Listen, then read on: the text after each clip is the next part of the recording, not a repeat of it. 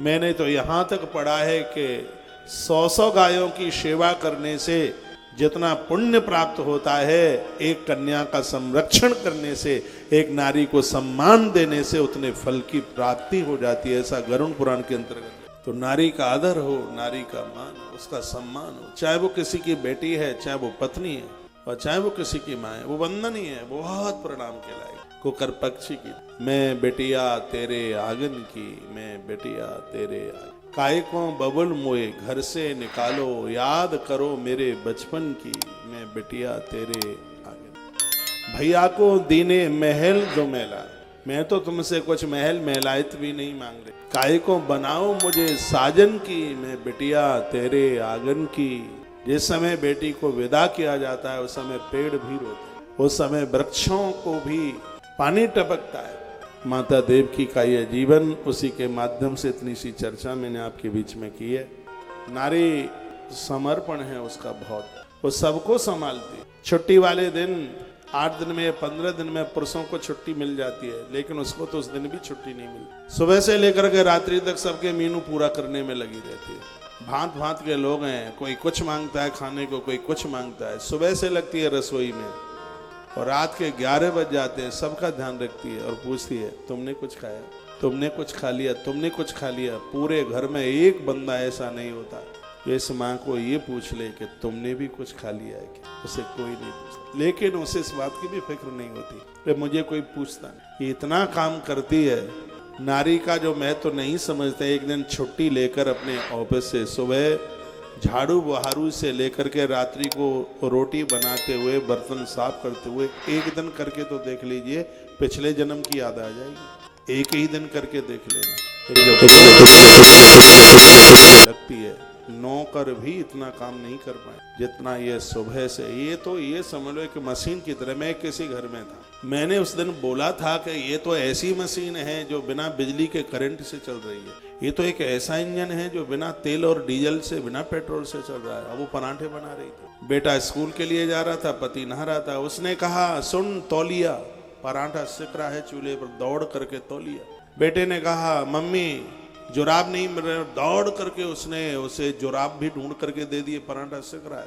इतने में दरवाजे पर एक याचक भिखारी आया, दौड़ करके एक कटोरा आटा उसको भी डाल करके आ गई और परांठा सिक रहा है। ऐसे मशीन की तरह चल रही है। क्या चेहरे पर उसके पे कहीं भी थकान हो, उत्साह है, खुश है, प्रसन्न है। इतने में गर्म पानी की बाल्टी सास ने मांगी, एक चूल्हा जला दिया और हाल उसने पानी भी गर्म करके दे दिया। ना परांठा जला और ना कोई काम रुका।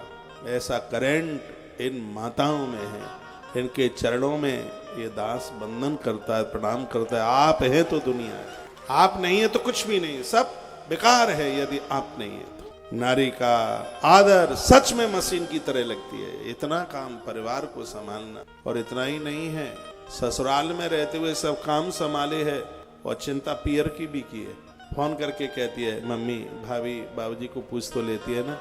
एक बार कहीं की बात थी, मेरी कथा रक्षाबंधन पर, शिव पुराण की कथा थी। अब इतना तो मुझे ध्यान नहीं है कहाँ की बात थी। मैंने अपनी आंखों से देखा, उसने अपने भाई के हाथ में राखी बांधी। तो भाई ने अपनी पत्नी को कहा कि दीदी को, छोटी थी दीदी को बढ़िया से दक्षिणा देना। तो उस समय 1000 की नोट चलती थी। तो उसने 1100 रुपए का लिफाफा और एक बढ़िया सी साड़ी उसको अपनी ननद को उसने दी। उसकी आंख में आंसू आ गए। उसने कहा भाभी तुम खुल के नहीं बैठोगे, तुम और खुल के बैठो और खुल। कहा भाभी साड़ी तो है मेरे पास, काम चलाने के लिए पैसा भी है, ये मन दो मुझे, ये तो मैं हर साल ही लेके जाती हूँ। मैं आज तुमसे और कुछ मांगना चाहती हूँ। बहुत गरीब घर में थी, उतनी व्यवस्थाएं नहीं थी, बेचारी बस में आई थी, बस में ही उसको जाना था। बहुत गरीब घर। रो रो करके कहती है भाभी मैं जो आज तुमसे मांगू क्या तुम दे दोगे। तो उसकी भाभी ने कहा हाँ दीदी तुम जो मांगोगे वो हम दे दें। वो रो पड़ी और कहने लगी भाभी पापा बूढ़े हो गए, इन्होंने बहुत मेहनत की है, हमने देखा है, हम 5 भाई बहन, इन्होंने हमारा कैसे पालन किया, कैसे इन्होंने हमें खड़ा किया। भाभी आज रक्षाबंधन का त्योहार है, मुझे ये रुपये का लिफाफा नहीं चाहिए, मुझे साड़ी नहीं चाहिए, हम 4 बहन हैं और हमारा एक भाई है। बस भाभी तुमसे आज हमारी यही दक्षिणा है कि कभी भी हमारे इस भैया को मम्मी पापा से अलग मत करना, बस यही मांगे। ससुराल में इतनी व्यस्त होती हुई भी पियर को कितना मानती है। इसलिए महाराज जनक ने कहा था, पुत्री पवित्र किए कुल दो। ऐसी पुत्री है, ऐसी बेटी है जो दोनों कुलों को पावन कर, दोनों कुलों को पवित्र कर देती है। इस नारी का सदैव आदर हो, चाहे वो बेटी हो, चाहे वो पत्नी हो और चाहे वो माँ हो। हर प्रकार से उसका आदर हो। जिस घर में नारी का आदर होता है, जिस घर में नारी का मान होता है, उस घर में राम उतर के आते हैं। महाराज दशरथ के घर में उस बेटी का आदर।